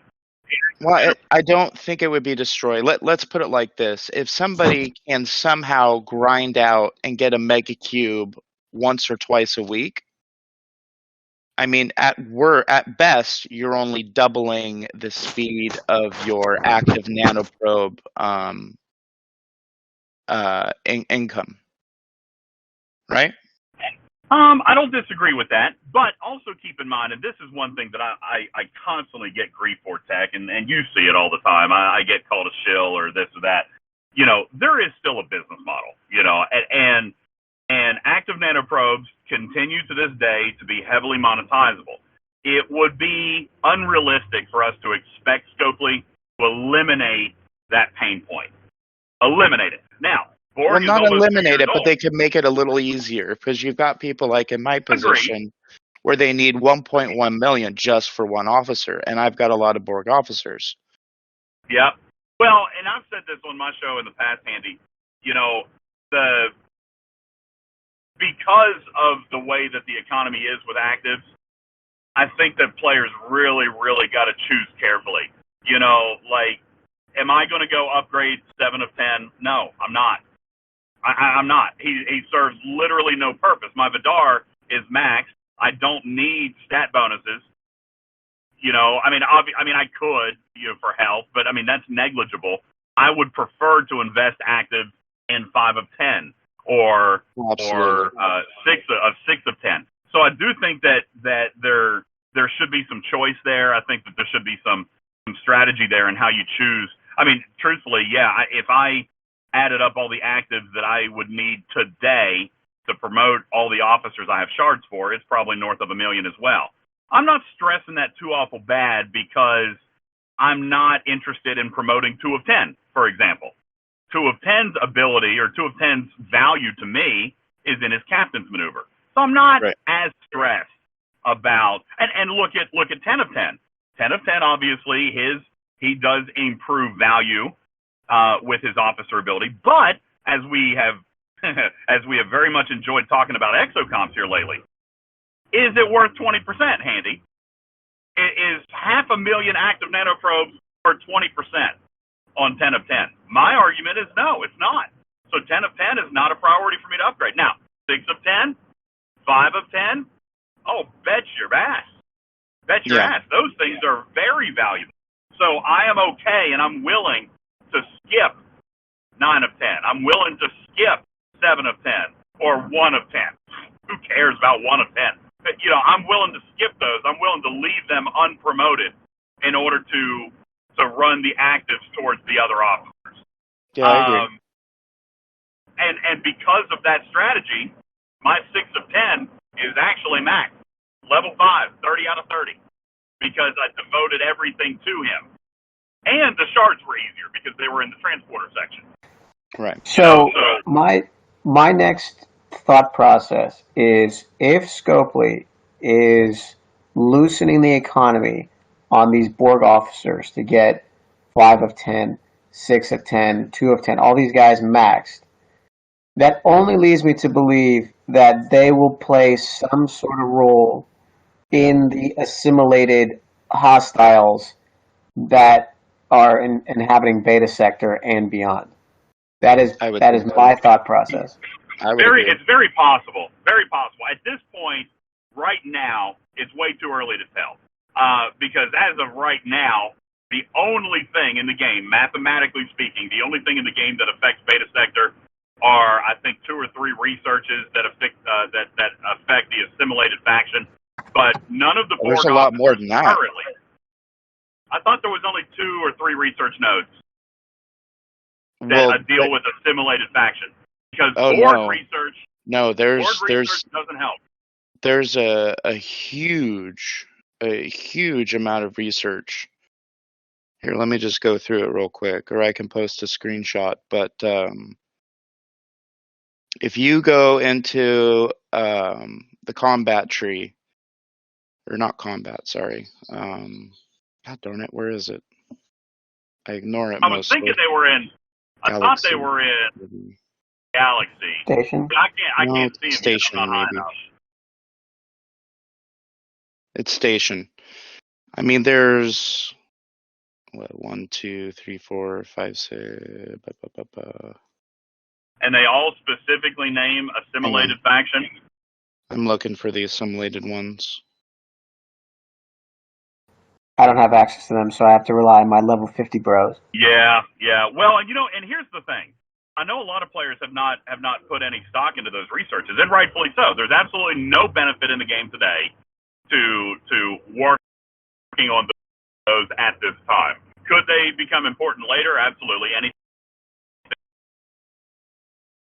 DJz, man, you're cutting out, dude. Anything can. But right now, that single sector up there, that single system or a couple systems, I mean, it doesn't even offer anything. Sorry. That system doesn't even offer anything. There's no special loot. But that's the point, though. That's why everybody thinks that they're going to be releasing something that has to do with assimilated, because why have this research for one system that really doesn't do anything for anybody? Well, I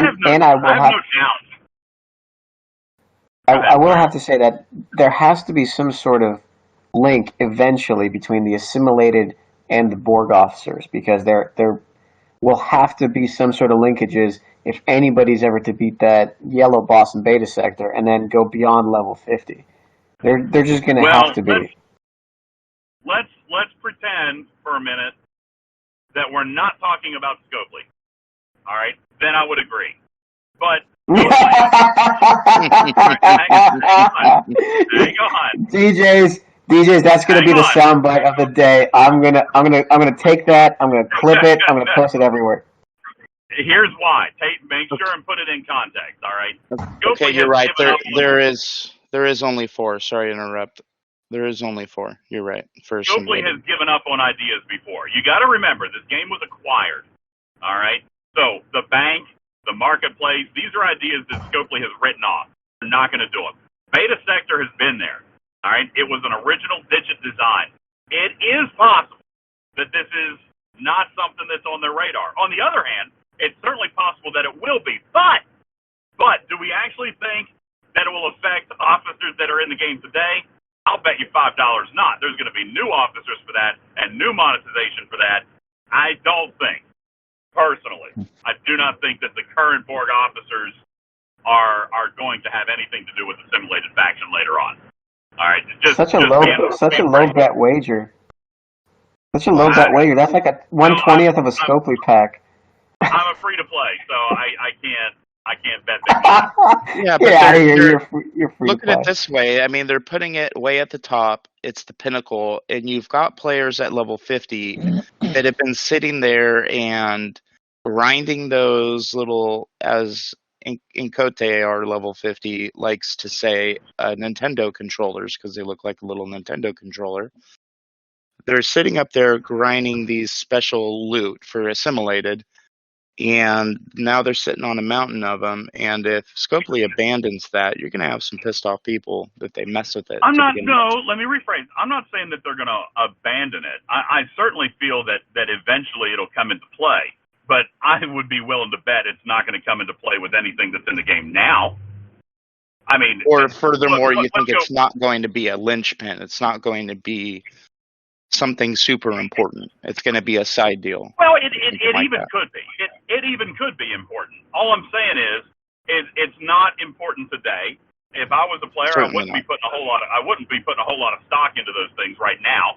And not only that, but whatever does come, there's going to be new content surrounding it. I mean, you look at everything in the last 2 years, there's actually been very little recycled content as far as reusing old mechanics. I mean, the Franklin A is a good example of reusing a previous mechanic. And by the way, I think that was done relatively well. You know, I think that was a good way to allow players to capitalize on progress that they've already made in the game. But you look at the TNG officers, okay? For most veteran players, these are going to be secondary at best. Secondary at best. Pike Moreau Chen still rules the day. But they certainly have their use as a secondary or even a tertiary crew. And for newer players coming in, crazy enough, they might be easier to acquire than Pike, for that matter. Pike is extremely watered down in all of his packs, yet over the last 3 months, we've seen some pretty strong direct acquisition of the new TNG officers. So there's a lot of factors at play as far as the age of your server, the age of your own account. When did you join the game? I spoke to a level 20 who's been in the game for about 2 months. He joined because of TNG. He's got Picard. Now, imagine, Handy, your gameplay if you had Pike in your second month of the game. Yeah, I mean, you know, so there's a lot of stuff that sometimes veteran players forget about, that newer players are experiencing and actually finding maybe to be contradictory to our opinion. And that's why I say I do think that assimilated will obviously eventually become a thing. Why wouldn't it? Borg and assimilated are a huge part of TNG, even just as a series itself. So now the fact that they're putting so much money and so much stock into TNG, sure, I absolutely expect it to develop into something, but I seriously doubt it's going to be anything that we have right here and now. What if the beta sector was almost like a Deep Space Nine wormhole to the Gamma Quadrant or whatever, or Delta Quadrant or whatever? What if it sent you somewhere where it was a whole new map?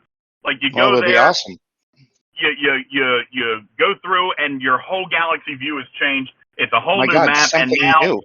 That would be amazing. And now it's 100% Borg, 100% assimilated. Like Borg transwarp conduits everywhere, Borg systems everywhere, and you got a whole new set of content, and now research that will help with the assimilated. You got a new faction, you got new goals to work towards. Hell, maybe one day we could even. That would renew my faith in this game. Well, that's what I hope for. To be honest with you, I have said this to Scopely for the last 6 months. I believe that G5 cannot exist on our current galaxy map. I have been telling them that G5 must exist somewhere else. It needs to be a whole different map.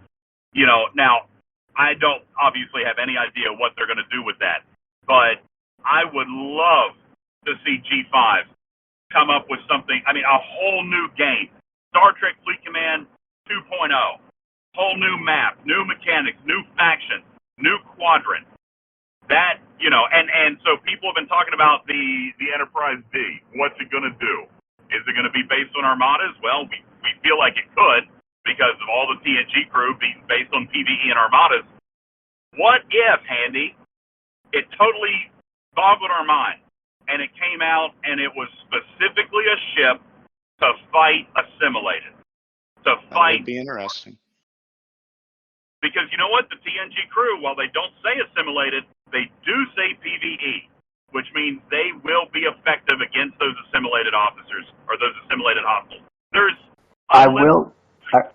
I will say that if the Enterprise D comes out and it's a specialty ship just for assimilated and or a different part of the map, I do believe that there will be some blowback on it not being a regular ship.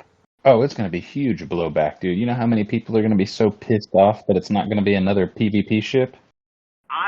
Well, I'll be honest with you. I mean, I don't expect it to be. I don't think it'll be a specialty ship. I think it'll be available across the board. I do. I don't think, but I also don't think Scopely can make it straight G5. They can't put it out of reach to 98% of their players. You know what I'm saying? Like, it can't be that. Well, if they did another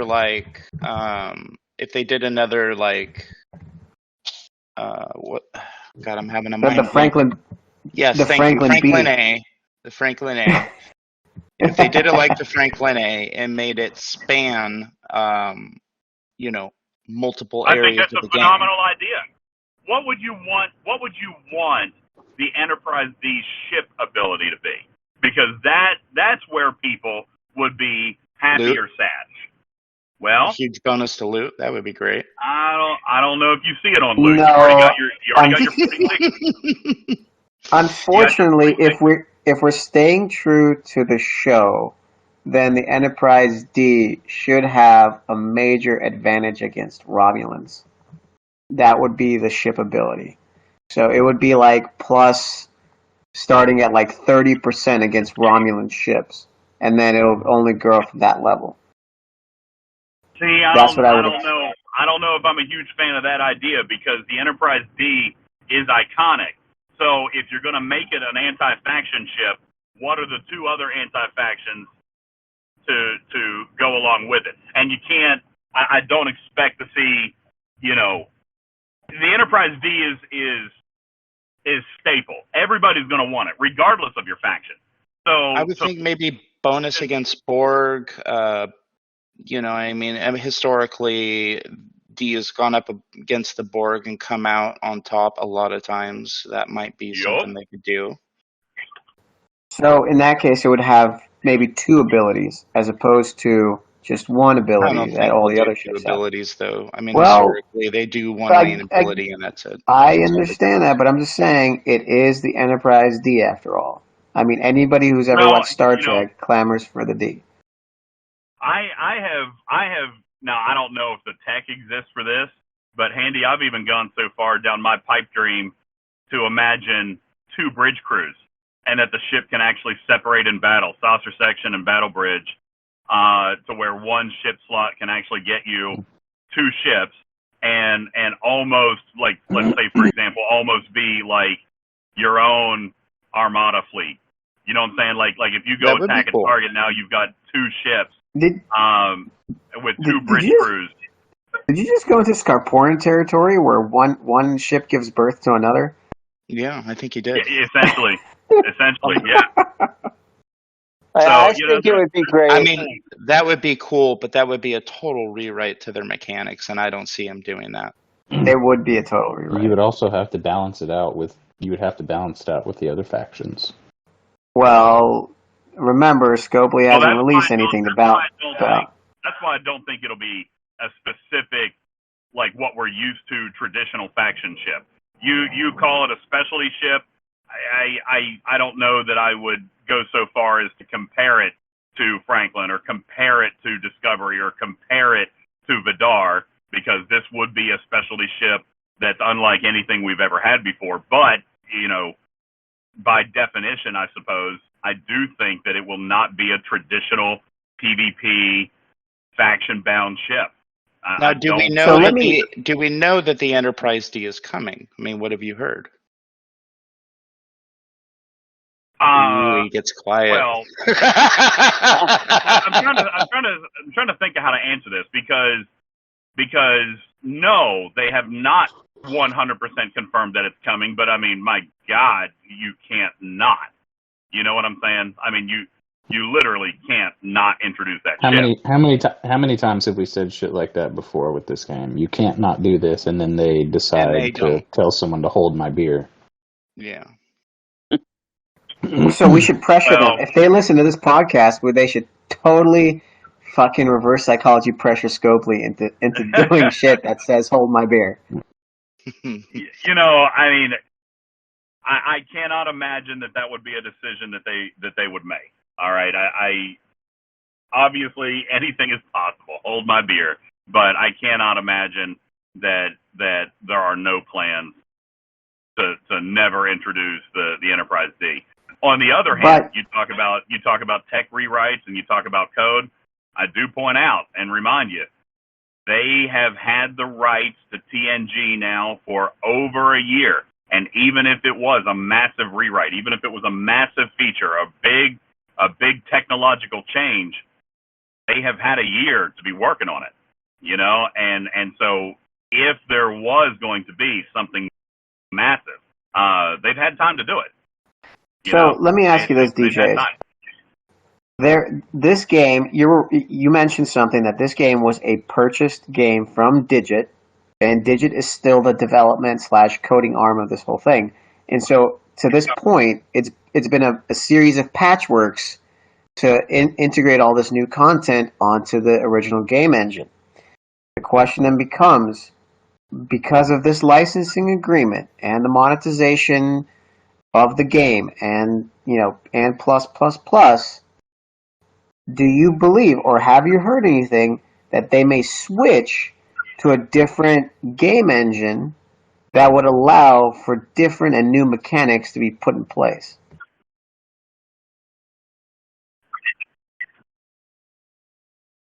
So that conversation has happened. I've had that conversation, and the short answer is probably not. Because to completely reimagine this game, to completely rewrite the code, would be an extremely massive and an extremely expensive project. Now, is that something that they say they're never going to do? Absolutely not. They know that there are limitations to what they can do now. And they know that they will have to continue to evolve, and that new tech is going to have to be implemented, and that new code is going to have to be written to make some of their dreams come true. But do I expect, Star Trek Fleet Command 2.0 to come out with a totally new app and a totally new engine and a totally new background architecture? I would not expect that anytime soon. I wouldn't expect that either. I was given at one time, just in candid conversation, a price tag to rewrite this game from the ground up, and you're north of $2 million minimum. That's projected, and anybody in project management or project design knows that you never stick to budget. Like you spend your $2 million, and then you're like, oh crap, I still need 300,000 more in modifications or QA or this or that. I mean, we're talking a massive, massive project. Now, does that, again, that if they've known forever that they're going to eventually need to do that, does that mean that they're not chipping away at it? Now, I'm not saying that they're not, but it's certainly not something that I would expect, January of 22, for example. So in the category of plausibility, this is going to be a highly unlikely scenario that they're going to revamp the game. Not to mention, if they revamp it, they got to retransfer everybody's accounts and all the data and whatnot and make sure there's no loss. Now, if we're working under the assumption that we're going to get new content, eventually, because we get new content all the time. If we're going to get new content associated with the current mechanics, then we have to think that the Enterprise D that everybody will clamor for will fit into the mechanics of the game. Somehow it'll fit into the mechanics of the game. So unfortunately, with the whole splitting of the ship, 2 bridge crews, I don't think it'll happen. Could it have a specialty like the Franklin A or the Franklin or the Vidar? I could see that. What they could write in very easily is just a ship ability that doubles the shots, like basically mimicking that it's splitting up, but it doesn't actually do it. You don't have 2 bridge crews. You don't have Like you have one bridge crew that controls both halves of the ship. Could they add a little graphic to add a separate saucer section and a cell section? Sure, that might be much easier to do, but then they don't have to rewrite the whole game. So could they do something like that? I believe so. And I believe if you recycle the mechanics, and to DJ's point earlier, a lot of this game is recycled. They can recycle a mechanic of the original Enterprise, and on top of that, have a secondary ability like the Trib, right? The Tribune's ability is to, every 2 levels you increase 1 shot per gun, right? So you have that coupled with the Spock ability of the Enterprise. I think that could be doable because those are 2 separate mechanics that are not intertwined. One is for shield and one is for the actual shots. So I think that can. I'm not a developer, so I can't say what can and can't be done easily, but those are existing mechanics that you can apply to the ship, which would make it something worth clamoring for. Now, that becomes, remember, this is Scopely we're talking about. It's a monetization company. What level do you release that ship at? And what are you going to use it for? And so if we're going down the path of this is better than the Enterprise and the Enterprise A, and there's a B and C, and then an E at the end of it, and then there's the Enterprise J in Enterprise, what level do you release it at? Do you, to DJ's point, create a new map and it be used as a lower level ship for that new map? That could be possible, but I don't think there's going to be a new map. I think it'll be within the same framework of what we have, unfortunately. Well, let me be clear. I'm not suggesting that there's going to be a new map for Enterprise D. I expect. I never said you did. I'm just saying, like, your concepts that you brought, try to put it within the framework of what we have. There should be a wormhole that gives you another section of the map, though. It could be on the same map, but in a whole another section. We're talking about 2 different features coming. We're talking about Enterprise D, and then we're talking about G5. They may release in tandem. They may release in tandem, but for me, the G5 I think should come with a new map. All right, I think I think you have to create content that is engaging players, because level 50s in the game today, they're event driven, but there's nothing to push towards. There's nothing outside of daily events. There's nothing for them to do. There's no sense in rating. There's nothing left to upgrade. There's nothing left to research. There's nothing left to push for as far as progression in the game. Progression at the end of the day is why people do events. So what's the motivation for level 50 other than just winning and continuing to bank? There has to be something broad and big that comes with G5. So that's why I would attach those 2 ideas. The idea that I attach to the Enterprise is a G3-4-5 hybrid. That is, and let's keep in mind what Scopely's been pushing players towards, which is their 40s. I think the Enterprise D, if I were writing it, the Enterprise D is introduced at level 36 as a G3 for 3 tiers. Goes tiers 4 through, say, 9 or 4 through 7, maybe, in the G4 realm. And then tiers 9 through 15 are a G5 realm. But again, me personally, and I know that this sounds crazy, but I don't think you treat it like a traditional Federation ship. To be honest with you, I don't think you put the morale ability on that ship. I think that it has to be general and broad use for everybody. It can't be Federation tuned. It can't be anti-ROM tuned, because players from all 3 factions should want to acquire and use this ship.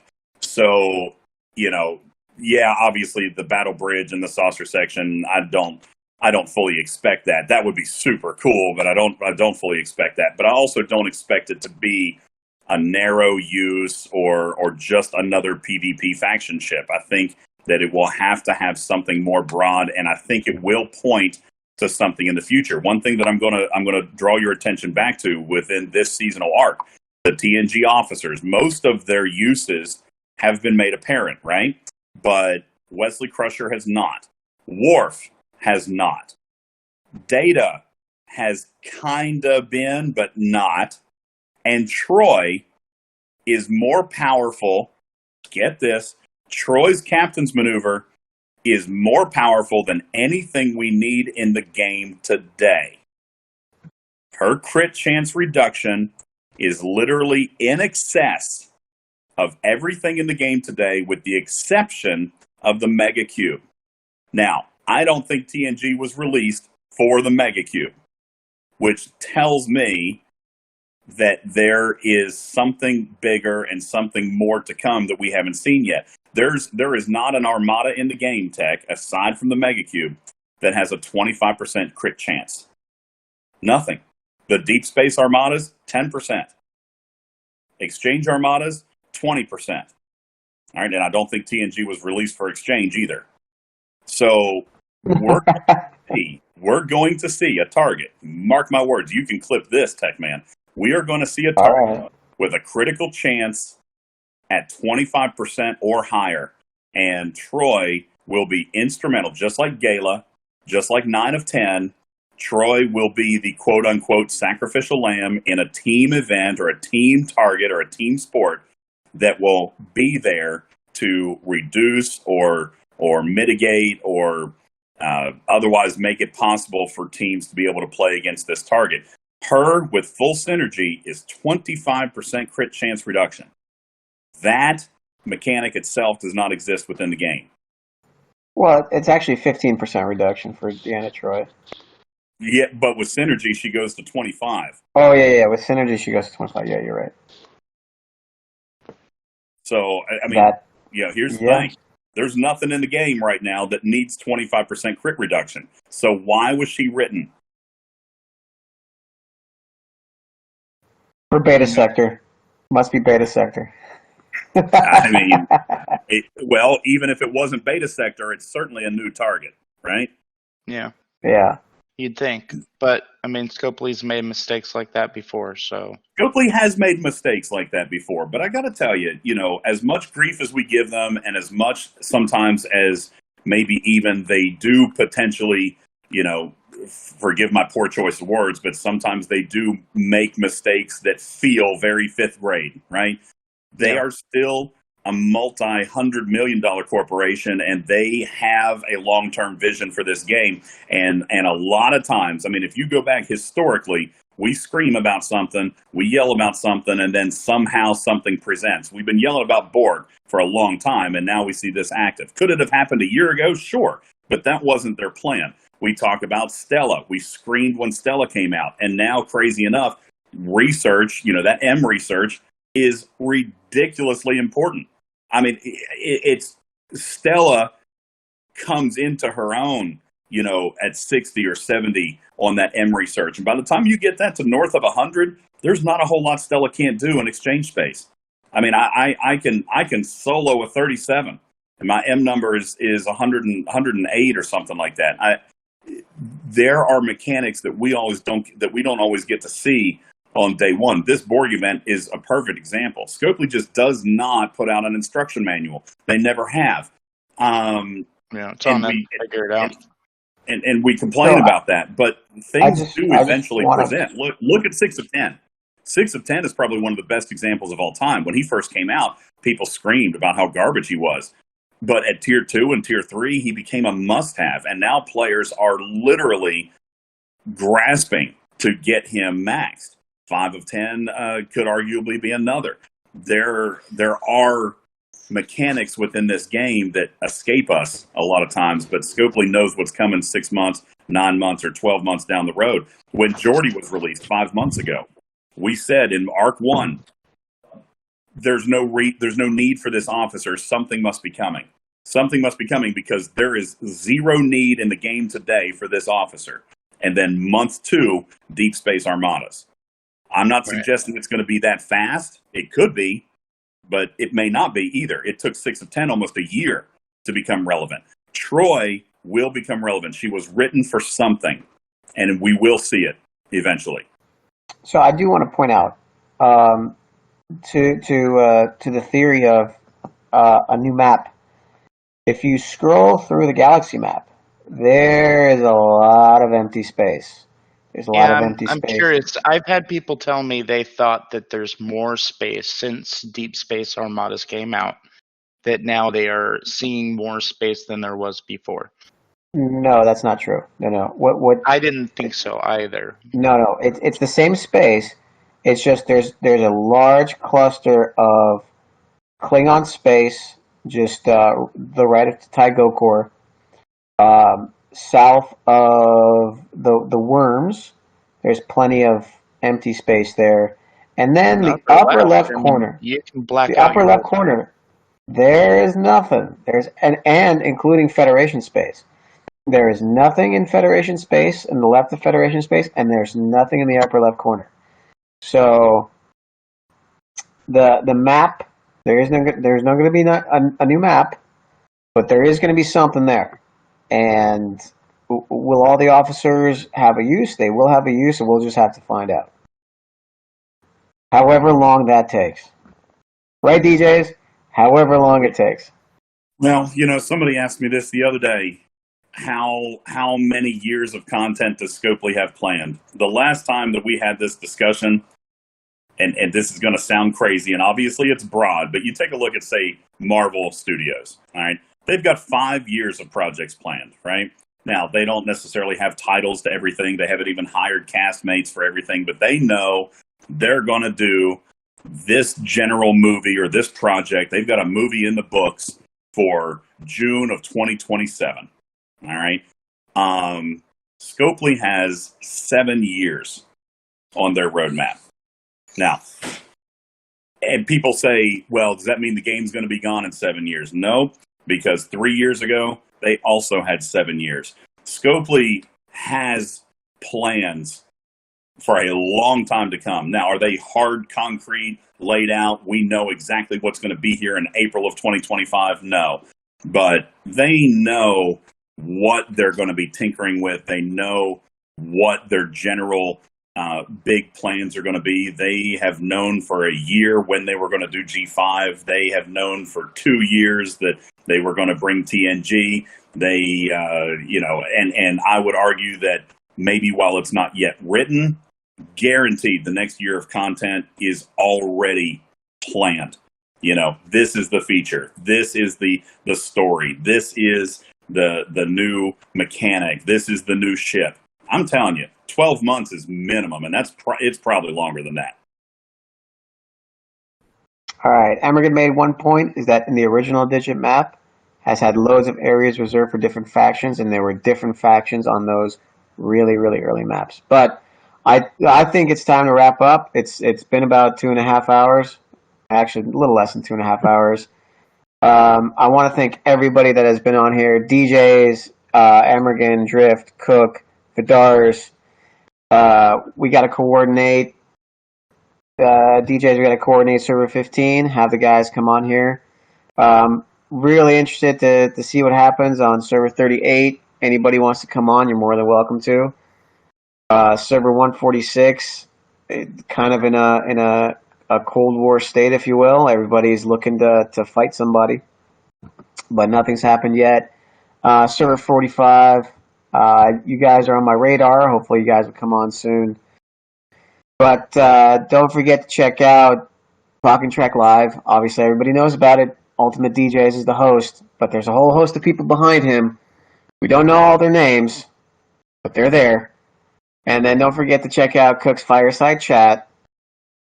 Talk about issues of mental health and whatnot, and then dive into deeper concepts that just go beyond the game. And obviously, stop by here. We want to hear from you. We want to hear all the interpersonal stuff that happens on your server. If you haven't been on before, come on in. That said, thank you guys for listening. Please like, subscribe, add comments. It really helps with the algorithm. This has been Trek Talk. Yes. Before we go, can I make a request? Absolutely.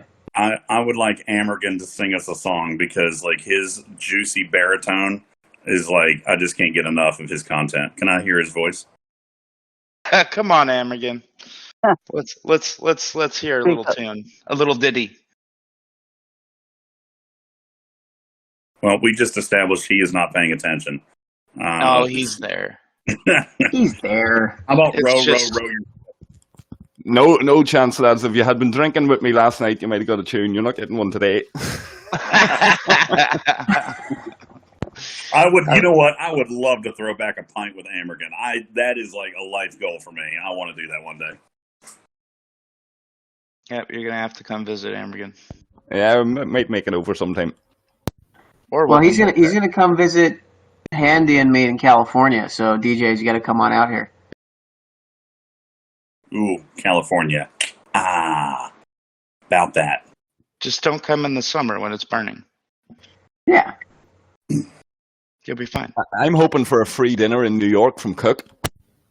I'm sure we could arrange that.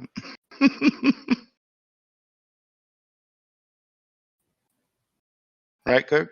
Yeah, he's muted. Yeah, I don't He's think he's paying attention. cooking away. He stopped paying attention when DJz came on.